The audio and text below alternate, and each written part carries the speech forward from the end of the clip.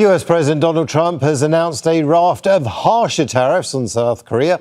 In a post to Truth Social, Trump says South Korea's legislator is not living up to its deal with the United States. President Lee and I reached a great deal for both countries on July 30th, 2025, and we reaffirmed these terms while I was in Korea on October 29, 2025. Why hasn't the Korean legislator approved it? I am hereby increasing South Korean tariffs on autos, lumber, pharma, and all other reciprocal tariffs from 15 to 25%.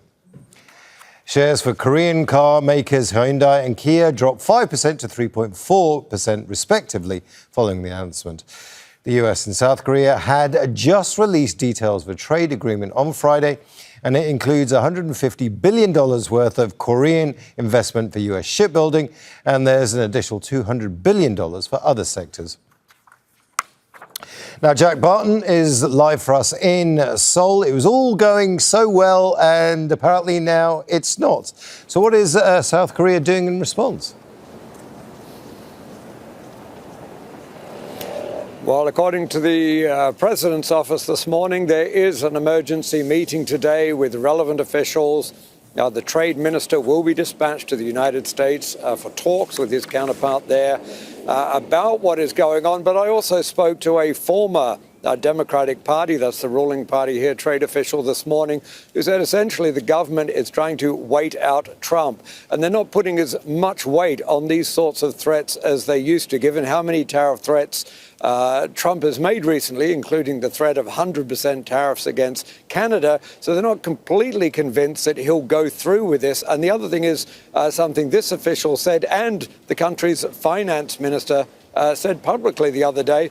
They want to wait and see what the Supreme Court ruling is in the United States on whether the tariffs are even legal, because President Trump has been using the International Emergency Economic Powers Act of 1977, which does allow a president to bypass Congress if there is an economic crisis. And the Supreme Court is set to rule on that within the next few weeks on whether that's legal. So South Korea wants to see where that comes down, because that will have a big impact on tariff agreements all around the world if they rule that it's not illegal.